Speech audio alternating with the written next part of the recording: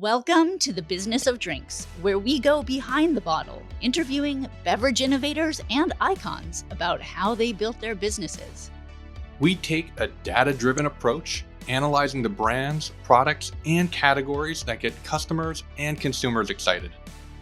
And we cover several drinks categories, from wine, beer, and spirits to non-alcoholic drinks, as well as THC, adaptogen, and functional beverages.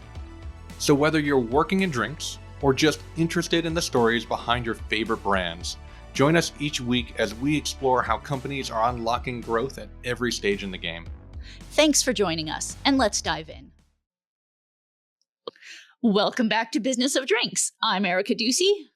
And I'm Caroline Lamb. Today we are sitting down with Justin Tidwell, the co-founder and CEO of Nowadays, a THC-infused beverage company that is refining the drinking experience in that space. When we say that this brand is making waves, we really mean it.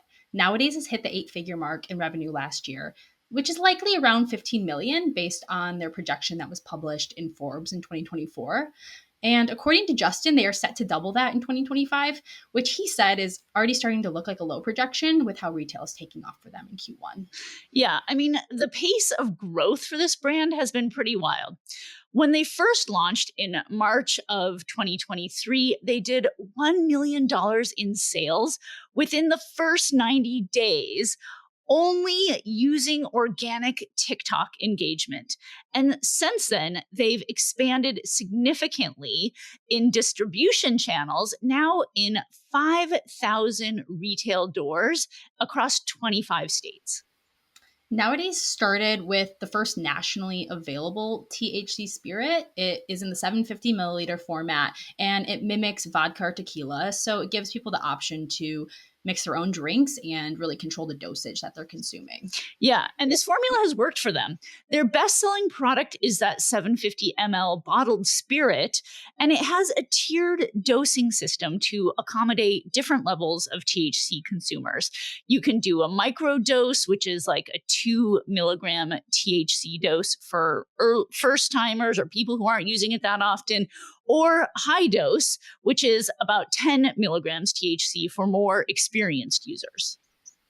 And they are now expanding into canned cocktails, launching with a line of fruit flavors, all at 5 milligrams of THC per can. But they are planning on doing larger cans with 10 milligrams and smaller cans with 2 milligrams to give options. And I think the thought process here was just to meet their consumer everywhere that they are. If it's a barbecue, a boat, a golf outing, all of the above. Totally. And in this conversation, you talk with Justin about keeping up with demand at a massive scale. So Nowadays is producing multi-million unit runs for its canned drinks and over 250,000 bottles at a time for those production runs. And they're strategically partnered with alcohol distributors, which is a game-changing move that allows them to be sold in liquor stores, bars, and even hotels like the Moxie Hotel in Minneapolis and the Local in Tennessee. Yeah, Justin knew this was the only way that they were going to go mass market, was positioning it the exact same way as alcohol. What was fascinating to me was that the majority of their social content that converts into sales is organic. So they don't pay influencers other than sending them samples. It's definitely a riskier way to do it, where they send a sample and give them the option. You can share your thoughts, whether they're positive, negative, or don't share at all. But this has really paid off for them because it has created a constant flow of consumers picking up the product to do their own online reviews, which is just driving more and more sales. Yeah, it's an interesting strategy and, certainly a testament to how much they believe in the quality of their product. And, that's really that original strategy that helped Nowadays go viral. So after a simple TikTok video that promoted the buzz without the booze, that racked up 4 million views. And from there, demand skyrocketed. So if you're an entrepreneur listening and you want to break into a new beverage category and use social media for massive growth, this is definitely the episode for you. Absolutely. So let's get into it. Here's our conversation with Justin Tidwell, founder and CEO of Nowadays. And now, a word from our sponsor. Is your drinks brand looking to start or expand import and distribution?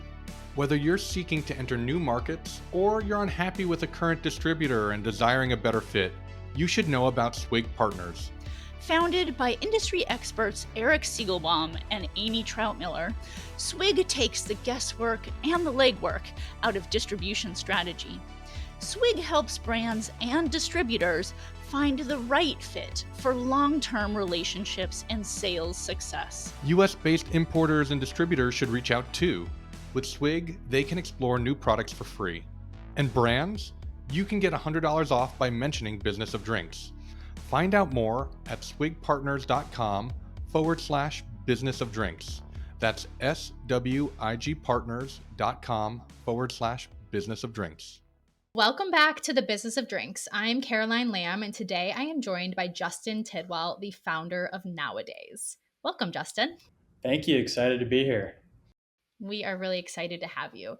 So for our listeners who don't know, please just give us a background of yourself and your company and just the road that you took to founding Nowadays.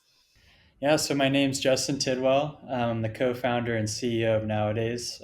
Just turned 30, so I'm no longer as young and sprite as I used to be, but still feeling good.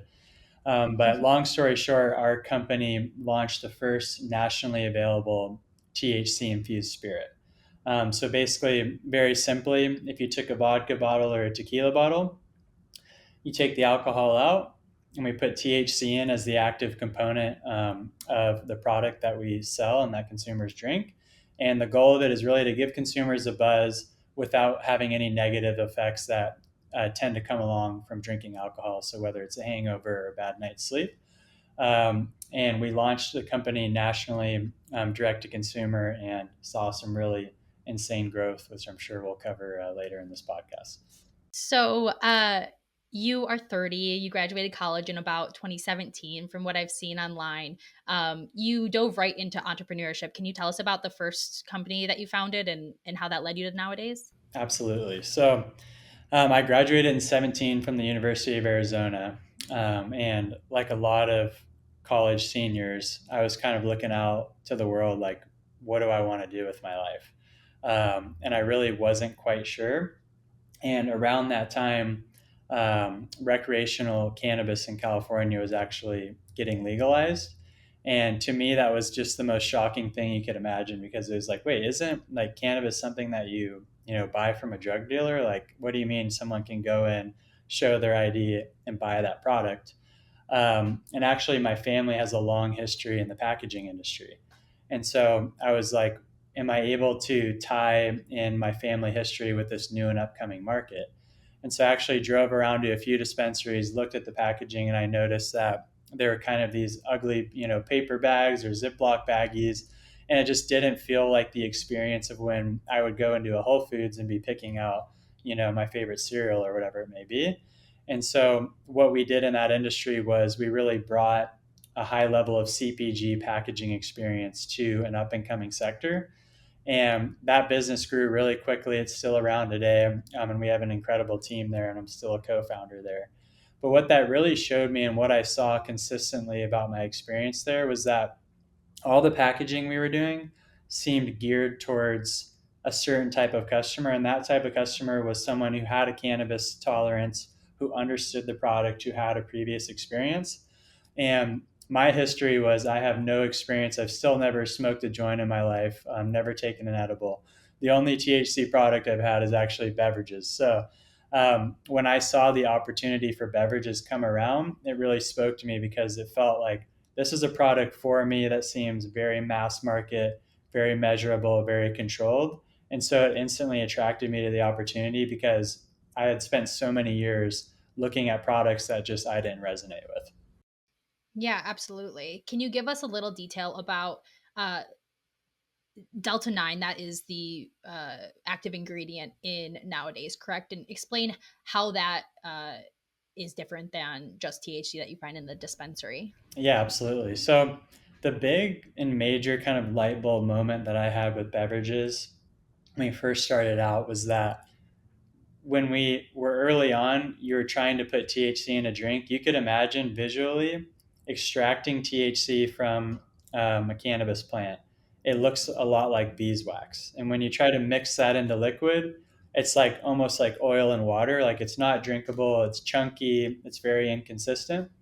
So there's a development called emulsion technology, which essentially, in a very simple way, is like turning THC into a liquid IV format where you put it into a beverage and it equally assimilates throughout that beverage. So what we do is we actually take cannabis plants and specifically hemp plants. We extract the THC from those plants and then we convert it into emulsion. And then that's what goes into our drinks. It's the same exact Delta 9 THC molecule that you'll go and find in a licensed dispensary. We just have it in smaller amounts in our products so that we're able to sell it nationwide as a consumer product. And so when you put that into a beverage and you emulsify it, the great thing about it is you take one sip, it's the same amount of strength or milligrams as the next sip and the sip after that. So there's a high consistency level. And then the second part is that the product is actually being digested in your bloodstream. So it's hitting you rather quickly. Normally our consumers are seeing like what we say a gentle lift within about 15 minutes. And then if you want to stop, it's usually off ticking in about 45 minutes too. So we've created a very nice arc that's very similar to alcohol. And that basically gives a consumer a very consistent and measurable experience, which again, something for me of always having that fear of trying cannabis products was super important. Absolutely. So you said from the beginning you saw this as a mass market idea. When you were developing it, what were some of the challenges that you faced in those initial stages?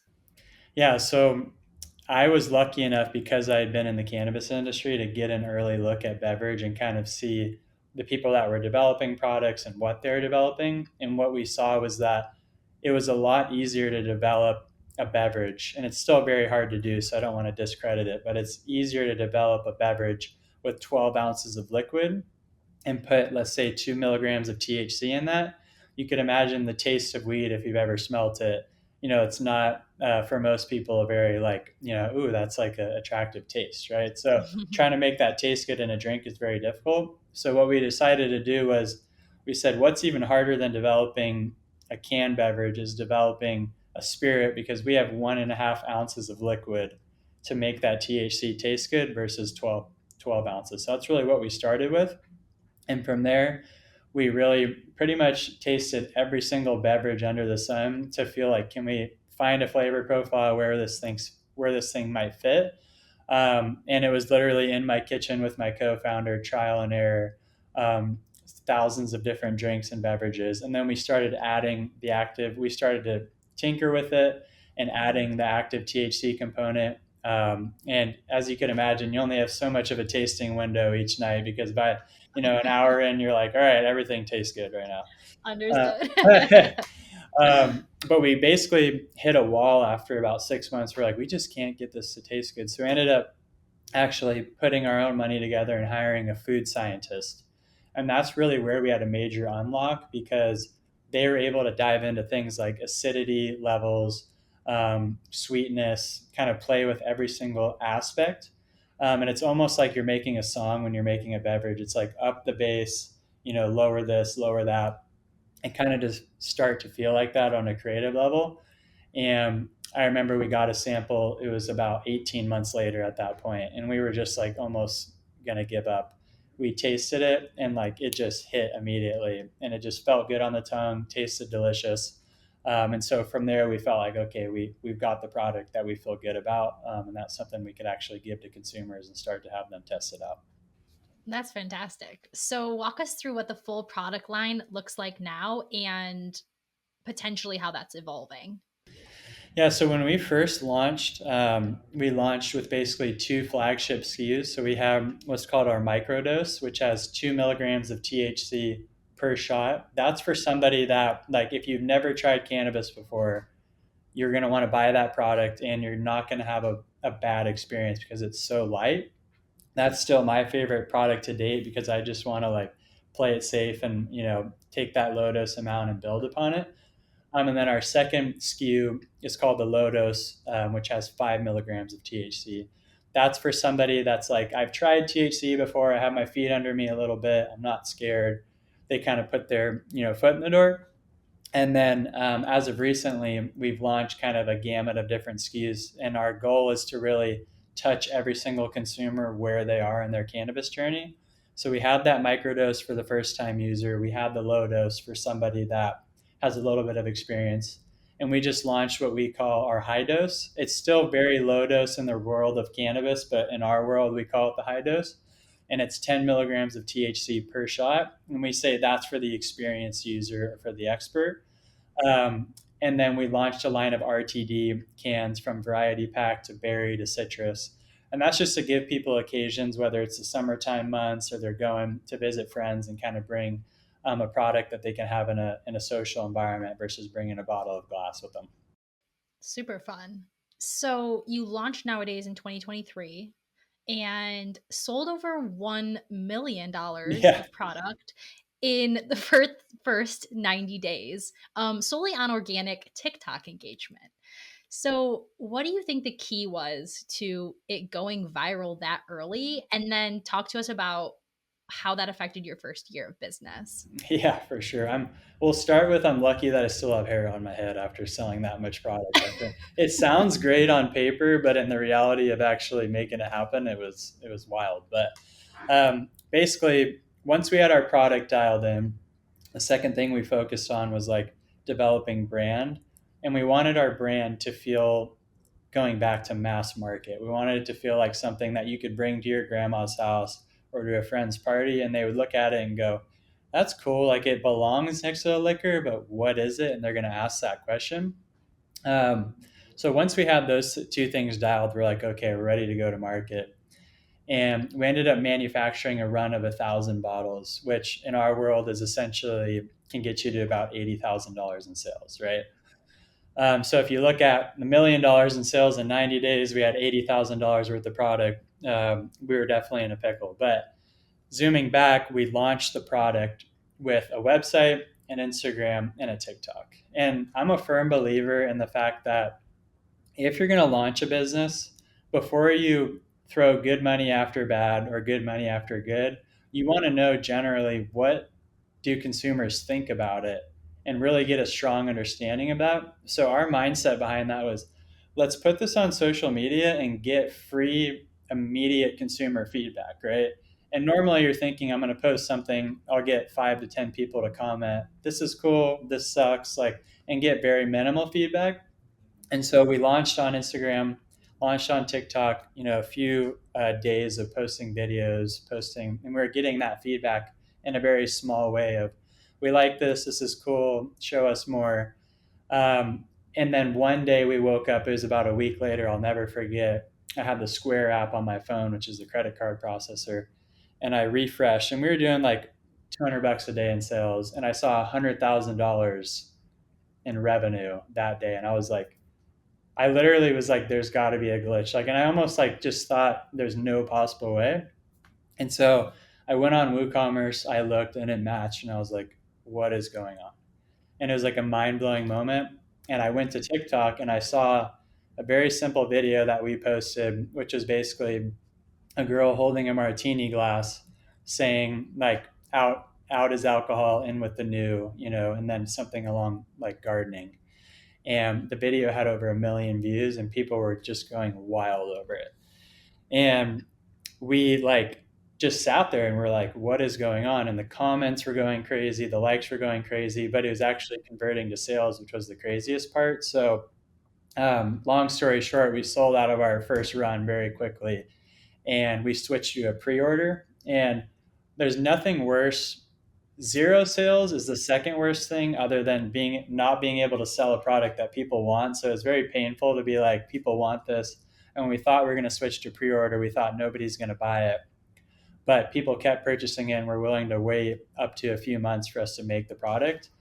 Wow. And we were super transparent with our customers as far as like, hey, we're a new business. We just launched this. Like, we're going to make this. We're going to deliver for you. And like our customers supported us at that time, which was awesome. But it was definitely like a story of just letting the consumer speak.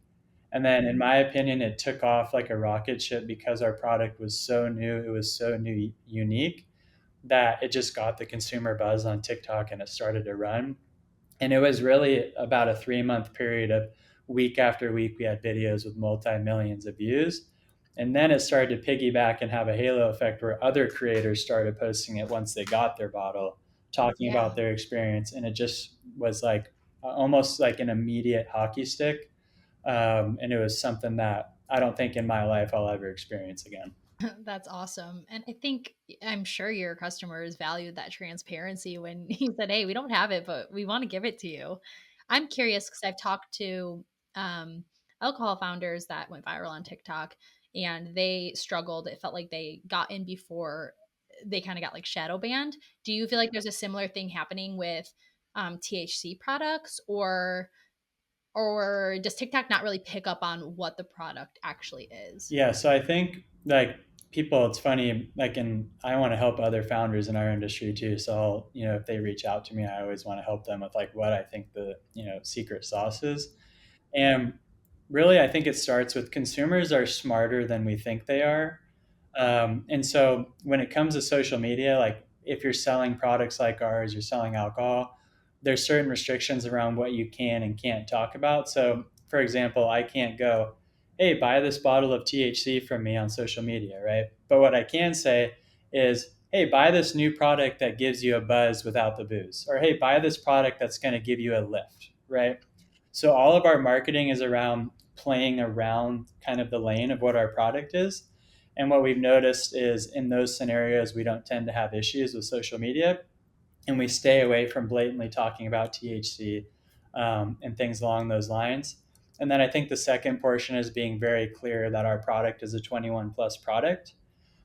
So from our marketing strategy all the way to purchase, we're making sure that we're kind of following those lines, even with verifying every single purchase that comes through on our website.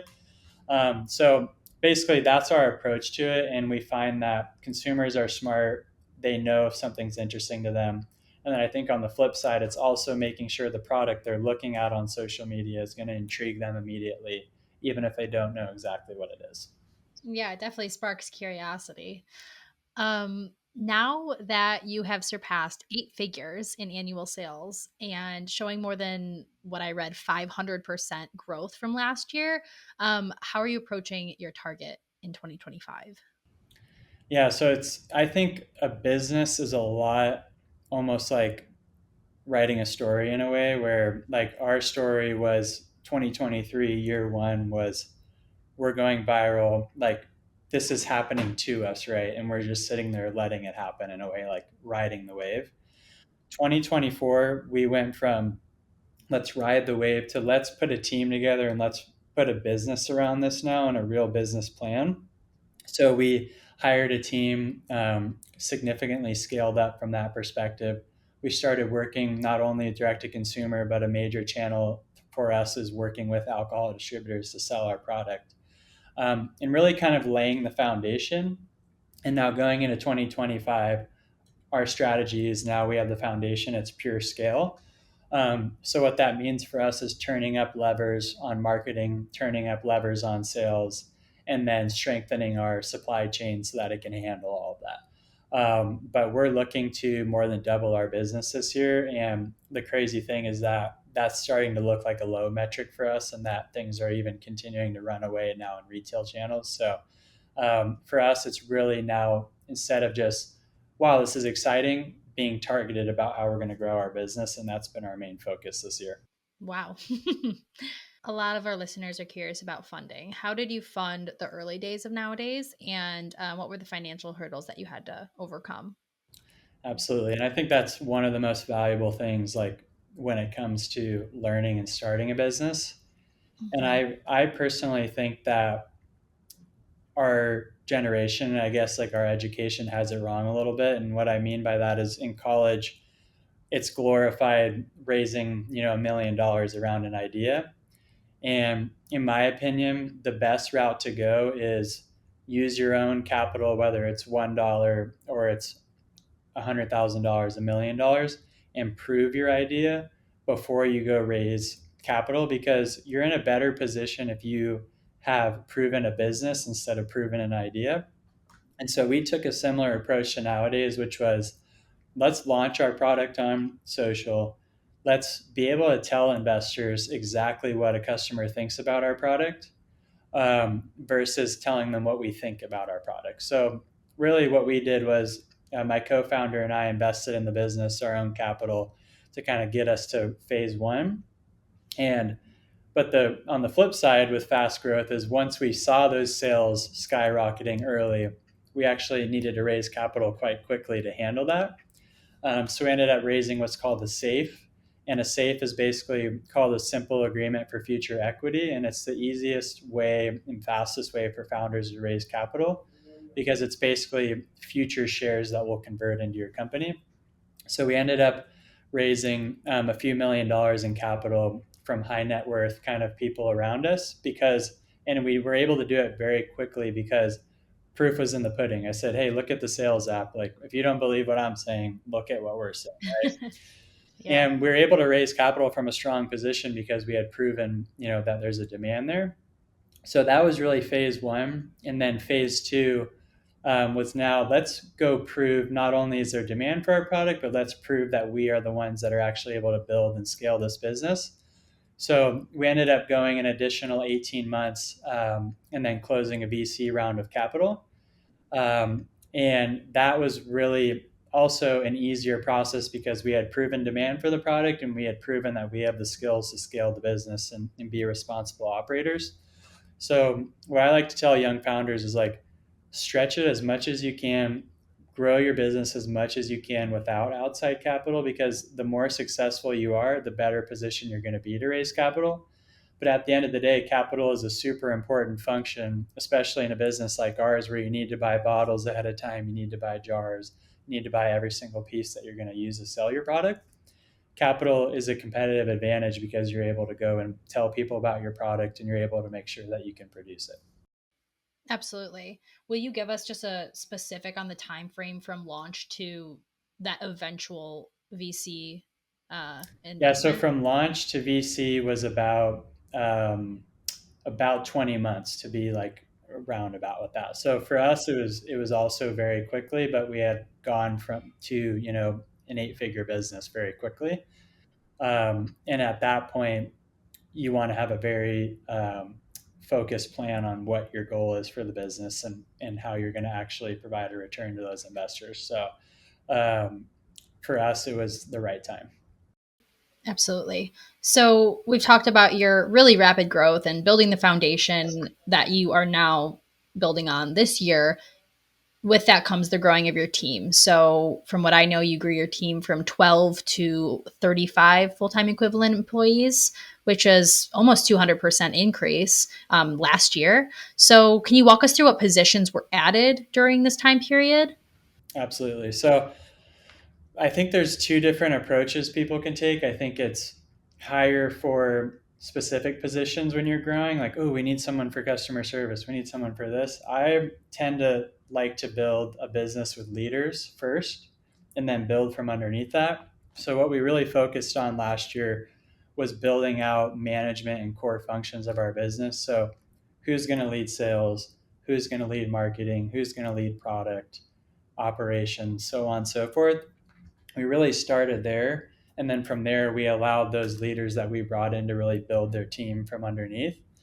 And what I think we focus on out of the gate is people that are willing to wear multiple hats and willing to kind of be a generalist out of the gate. Because when you're a startup, one day this is the fire, the next day that's the fire, and you want people that are bought into diving into each segment of the business. And then I think even more importantly to that is looking for people that are actually fans of the product and believe in the mission that you're doing, because you really need to be bought in. If you're, in our case, building a brand new industry in a product category that's never existed before, there's going to be a lot of ups, but there's going to be a lot of downs. But if you're bought into actually where you're going, that's 10 times more important than any skill set that anyone could bring to the table. Yeah, fantastic advice there. So you're building your big management team. They're building their teams under them. Were there any cultural or operational challenges while you were expanding so quickly, or did that method work really well for you? Yeah, it's when you're growing as fast as we are, like in a normal corporate, scenario, right? you could hire somebody for sales. You give them 90 days to learn the job. You let them get their feet under them a little bit. In our scenario, it is, hey, the plane is flying and we're trying to, attach the propeller and, move the engine this way. Like, here's a bucket of stuff that needs to be done. Like, go run and do it. So at that early stage, and that's what I told people in the hiring process, like, hey, this is not going to be a nice, smooth onboarding process where we do a bunch of paperwork together and we, learn the SOPs. You need to go jump in and be a builder immediately. So like we assembled, honestly, in my opinion, a group of like entrepreneurs on our management team, which was like, hey, sales is your business, products your business, marketing's your business. Go build it. And what I saw actually was that people got a lot deeper of an understanding of the business a lot more quickly versus going through a pamphlet and trying to teach them what they should do. Right. So our team is a lot stronger for it now, and we were super blessed because we brought in people that were bought into our mission and bought into what we're doing, having extremely low turnover. And even to this day, we're now approaching or above 50 employees, and are still experiencing the same thing. So it's been, people bought into the mission has saved a lot of the early startup headaches, whether it's turnover or non-culture fit. Moving into distribution, you've talked about growing your retail door count some 400% to 5,000 retail doors last year. So how are you distributing all those products? Yeah, so for us, it's really important that our products are sold in the right channels. Going back to the fact that we're creating a new industry and a new product that's a 21 plus product, it's super important for us that we partner with partners that are capable of managing that, right? And what I mean by that is people that have sold 21 plus products for their entire history. And so for us, we evaluated a lot of different distribution opportunities, whether it was grocery distribution, the list goes on. And we felt that alcohol distribution was our best partners when it came to that, because they are best in class when it comes to making sure that products end up in the hands of consumers that are old enough to consume them. So we've actually, from the start, focused on going state by state, partnering with the best alcohol partner in that state. And they work with us to roll out to hundreds or thousands of doors within that state. And the benefit of that is that we may have a sales team of 30, but in each of these states, these distributors have sales teams of hundreds or thousands. So if we can equip them to go sell our product, it's going to amplify our reach. So that's really been a big secret for us, is partnering with, armies, so to speak, that are larger with us, that we feel are really set up to help us scale. And then roll those products out to retail using their distribution system. And it's a win-win scenario because those partners are getting to join in a new industry that is absolutely skyrocketing. So they're able to benefit it from it, and we're able to benefit from their years of experience of distributing products like ours. Yeah, that's an exciting partnership. How many states are you in right now? We're in with full state coverage, about 25 states. So some of our largest markets are Florida, Tennessee, and those two are really large for us in pumping a lot of product. Even if you go to, at this point, like Broadway in Tennessee, which is it's almost like the Vegas of the South, our products are anywhere and everywhere. So we're seeing penetration at a level that it's not just kind of your local liquor store, but it's mass market areas and mass market kind of sales channels that are starting to carry it. Cool. So DTC is what launched your business, and those shipments have been increasing rapidly as well. So looking at your channel strategy for DTC, e-commerce platforms, retail bricks and mortar, hospitality, which of those channels is growing and which of those channels are shrinking? Yeah, so right now, luckily we're at the phase of our business where all of those channels for us are growing, because just the tangible market is so large, because most consumers still don't know, and probably somebody listening to this podcast, it's their first time hearing about a THC drink. So we have so much market just to penetrate awareness. I do think that direct to consumer was a great way for us to go out, prove our brand, prove our product. But at the end of the day, we want to live where alcohol lives, because that's where we're going to get the most consumer purchases and the most consumer trial.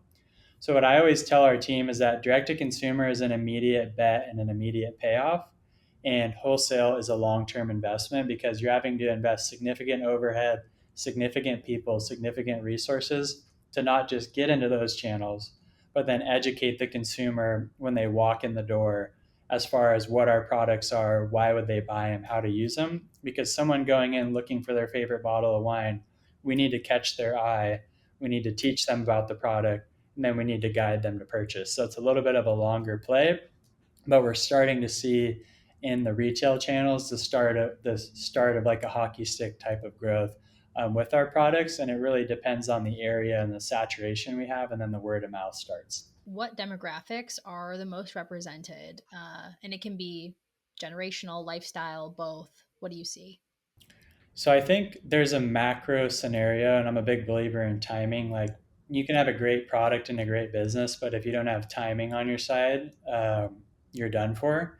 And luckily, in our case, there's a macro consumer shift to being very aware of what they're putting in their body and how it affects them and makes them feel. And like what we say is like, what is the product benefit trade off to our customer? Are we giving the customer more benefit by using our product than what they're paying for it? And so the main thing is that generally consumers want products that are going to make them feel better. They're going to do something for their body. And I feel like our product does a great job of addressing that. What we saw early on, particularly because our demographic was TikTok, was you were getting those, 25 to 32-year olds who had done their college partying, but they're over it. They don't want to drink anymore. They want to get up and work the next day. But they want to have something to wind down, whether it's at night or a party with their friends. So it skewed very younger demo and actually about 70-30 female to male. And in my opinion, I think the female consumer actually, when it comes to purchases and it comes to new products, is a lot more risk taking. And so we actually geared our marketing a little bit towards female because we felt like they were going to be the ones to give us the best consumer feedback and try new products and be able to tell us how we're doing.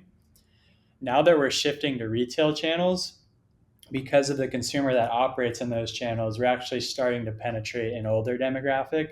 So we're getting that 40-year-old mom of two that wants to wind down after a long day.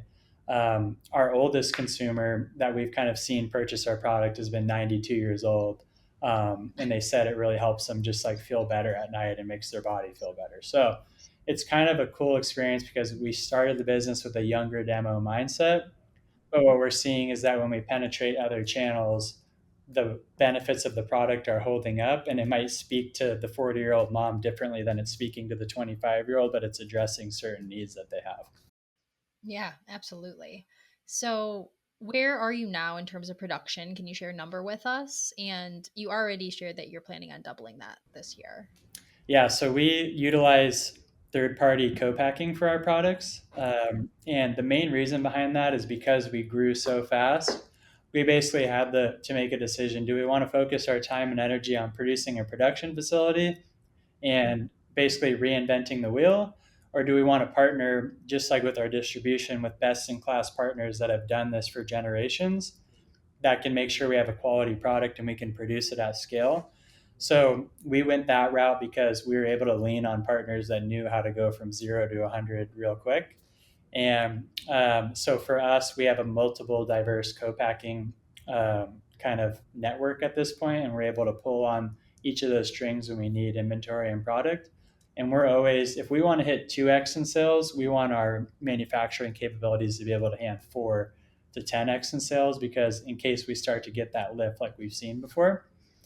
And then as far as production, our runs when it comes to cans are multi-million cans at a time now. So we're running massive production runs at large scale facilities. And when it comes to bottles, we're running over 250,000 bottles per production run. So that's a real benefit for us because we're able to take advantage of economies of scale. And that's a big thing when it comes to co-packing, is the higher your numbers get, the more you're able to drive down costs on the back end. So we're doing our best to try to consolidate and take advantage of that. That's perfect. So we've talked a lot about social media playing a huge role in your growth. So I'm wondering, after your initial blow up on TikTok, if your strategy has changed since then, or if you've had another campaign that has been as hard hitting, or if it's kind of stayed steady virality, if you will. Yeah. So out of the gate, it was interesting because it was our videos that were going viral all the time. We've still seen like a steady state of virality with our products, but it's very random on when it's happening and who it's happening for. And what we've seen is that the virality is more with consumers trying our product and telling their honest experience versus our video every other day going viral. And what I think that kind of attributes to is that at some point, consumers want to hear from each other on their experience with a product. And so, what we've really focused on is allowing people and encouraging them to post their experience with our products online. And that's kind of a risk to do if you're not confident in your product, because a bad video can go just as viral as a good video. Yeah. Um, so we have to feel really good about like what we're doing and putting out there. But we consistently, really on a weekly basis, are seeing videos on social media with millions of views. And then what we're trying to pull in now is not only letting that live online, but creating like IRL or real life events using those influencers that have talked about our products to come in person and talk about that experience and engage with consumers too. So we're almost trying to pull like the online world into the real world. And so that's kind of what we've seen. And then I think on the flip side, going into retail, we definitely have a halo effect of people that have seen us online recognizing our product on the shelf, and that's a huge benefit. But what we've noticed is that we need to have a lot of trade materials educating those consumers and kind of calling out on the shelf where our product is and what it is.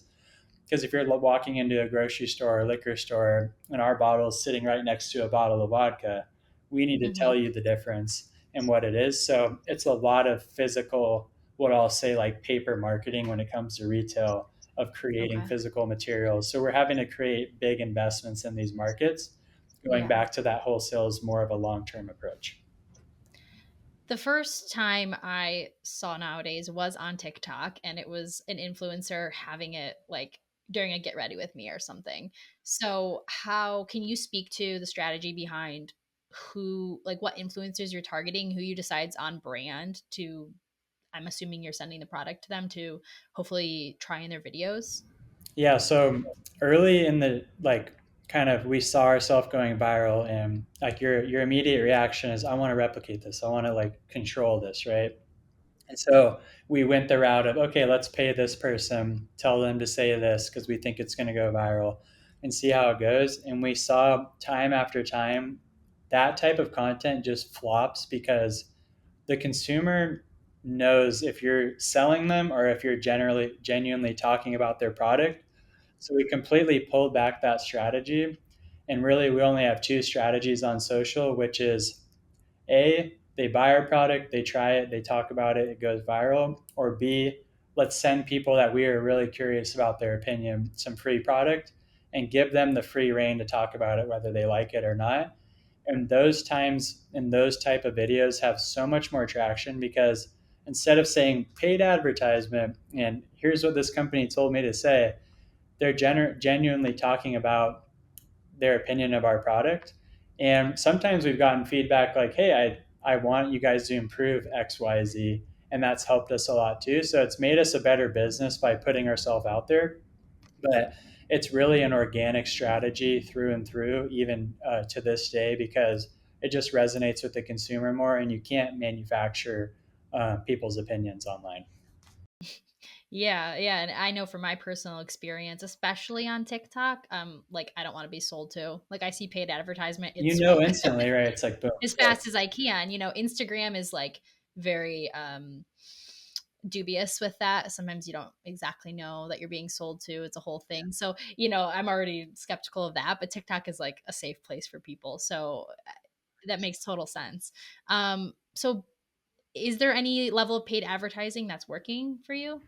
Yeah. So what does work is so basically at this point we're running a substantial amount of whether it's Meta advertising, TikTok advertising, exploring AppLovin, which is a new channel, and in those channels instead of trying to get you to buy our product, our goal is to teach you about our product. And so, like, we take a very educational approach, and we're able to see a really positive return on ad spend doing that. And we also look at it as like an investment in the consumer of learning about the category. So, really, it's organic influencer marketing. Send it to them, hear what they want to say, and then hopefully that they've seen those videos and they know that we're a credible business, throwing ads at them that are just filling in some of those education gaps. And so that way we're kind of able to constantly saturate like our target market and customer. Moving on to profitability. So many startups prioritize growth over profitability, and somehow you've managed to achieve both. So I'm curious if you have any financial discipline strategies that have contributed to the success that you could share. 100%. And I think it's easy to overcomplicate business, but a successful business is a business that brings in more than they send out, right? It's that simple, right? So if you really like base it down to that, it's like, okay, my basic principle as a CEO is to bring in more money into this business than I'm sending out on a monthly basis, on an annual basis, right? So I think it's being disciplined of knowing that here's with the capital that I have in front of me and the sales that I have coming in, what I'm able to do with that capital. Here's how many people I can hire. Here's how much I can market, and making disciplined decisions in those areas. And it really goes back to my ideology around raising capital, and it's raising capital around a great business and not a great idea. And if you're a business that says, hey, I'm going to do 100 million next year and I'm going to burn $20 million, you at the end of the day are reliant not on your customers to purchase your product, but you're reliant on investment capital coming into your business to go do it again the next year. And I never want to put ourselves as a business in a position where we're relying on outside forces outside of our control to go and maintain our business and grow.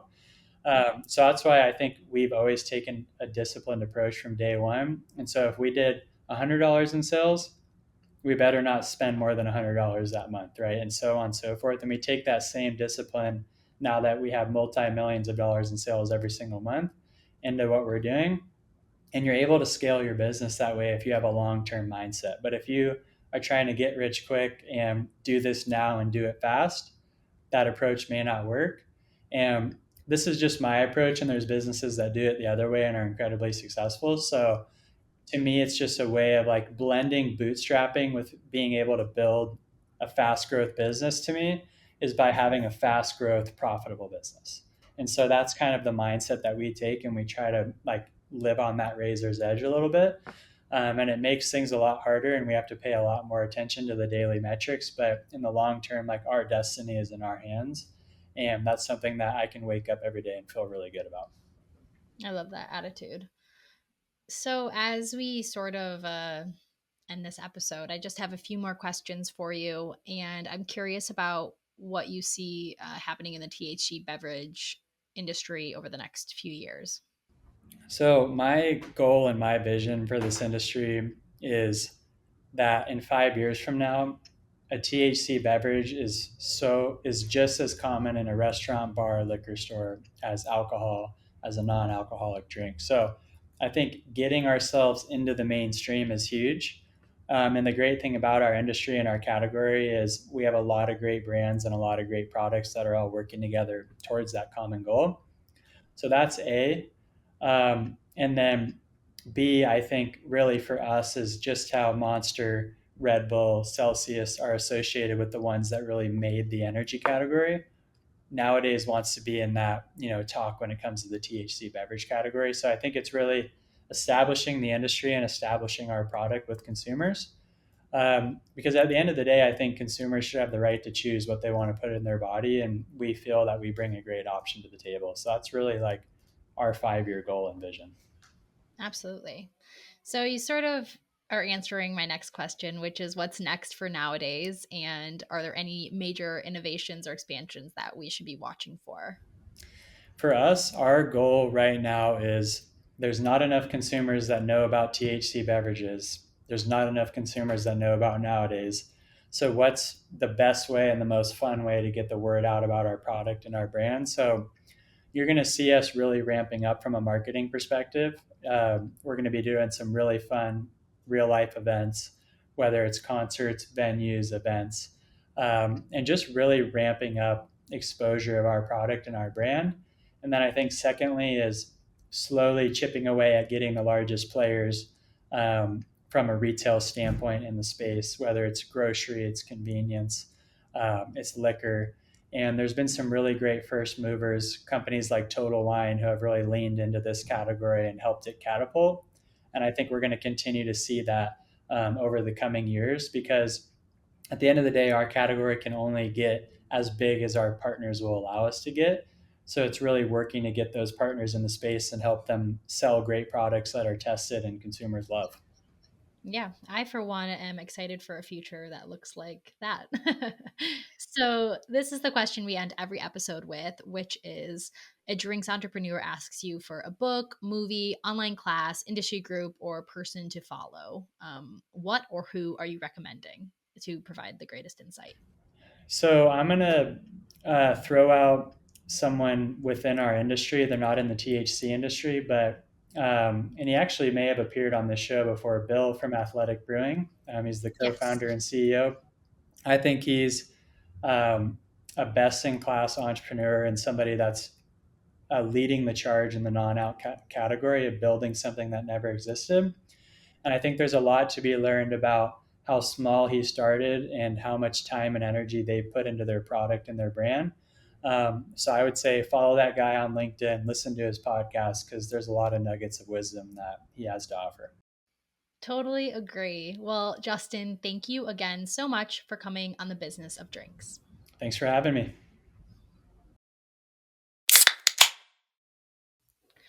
Welcome back to Last Call. I'm Caroline Lamb, joined by Erica Ducey and Scott Rosenbaum, and we're diving into a fascinating study that I found this week. It is titled Consumer Responses to Smoke Impacted Pinot Noir Wine and the Influence of Label Concepts on Perception. This was a study by researchers at Oregon State University and in New Zealand that found that consumers, particularly those that like smoky flavors in food and beverage, are open to drinking smoke impacted wines. So, as someone who works in the wine trade, this is something that is very interesting to me and very thought provoking. Where as wildfires become a more and more common occurrence in not only the world, but specifically wine producing regions, of course, it makes sense that people are looking for solutions. What stood out most to me in the study were that the people who reported that they know more about wine or they feel more comfortable drinking wine were also the group that preferred the smoke flavor more than the people who claim that they did not know wine that well. So I'm just fascinated to hear Erica and Scott's thoughts on this today and kind of have a little discussion about it. Yeah, well, I'll hop in. I mean, I was pretty surprised by the results of this study. So, purely as a consumer, I would be concerned about drinking these wines because you really don't know if there are smoke compounds on the wine and on the grapes and actually changing and permeating the skins and or are on the skins but being made into wine. That says to me that there's potentially cancer causing compounds in there. I mean, we all know that we should not be eating ash from wildfires, and that seems to be sort of a problem for me in getting past what what these wines are and how they might be labeled. So I was surprised to see that people who say that they are wine drinkers would be open to trying these wines. I think actually one of the things that I found more interesting and plausible in this study was that there was a section talking about spray-on coatings for grapes that have shown promise in preventing off flavors in wine. And then that made me think like, oh, is this a situation where this is like a compound that could be added to sprayed on the grapes and then like washed off later so that the grapes were unimpacted. Like, I would be more interested in finding out, is there not just a way to prevent the flavors that change from smoke tainted grapes, but also is there a way to prevent like cancer causing compounds? So like purely from a consumer perspective, drinking something that is labeled, smoke tainted is probably not something I would do. Yeah,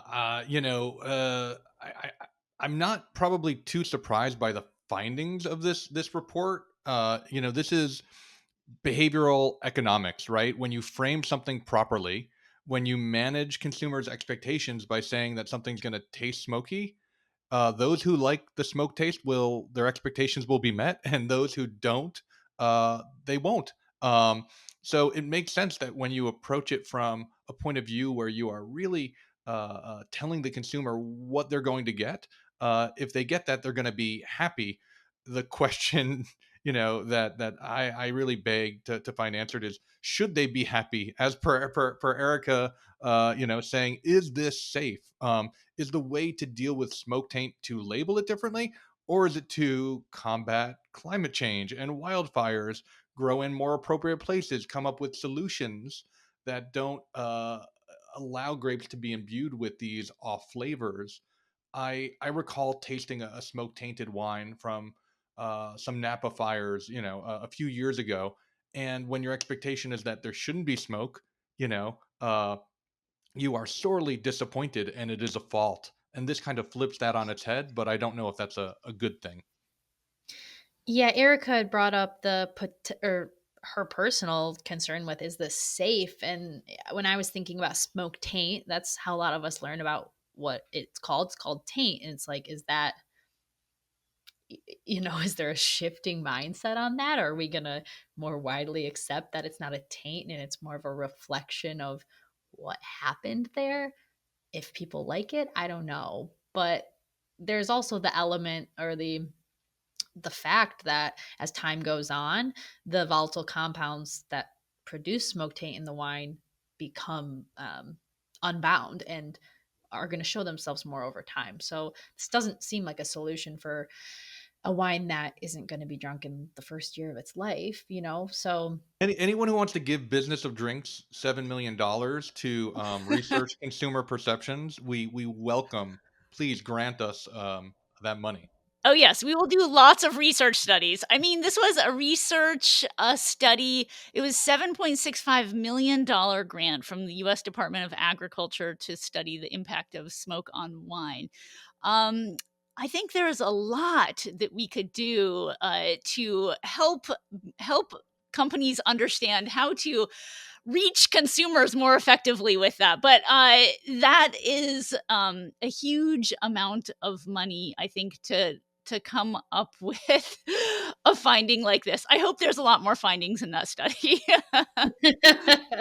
that's all we've got time for today. So thank you again for joining us on the Business of Drinks. Please follow us on Apple, Spotify, or wherever you're listening, and tap that notification button so you'll be the first to know when a new episode drops. Please help us spread the word. Click the star ratings and share on social. It really does help us find new listeners. And finally, if there's anything you'd like us to cover, please reach out. We're at podcast@businessofdrinks.com or on Instagram and LinkedIn, where we are constantly checking our messages. That's all for now, and we'll talk next time.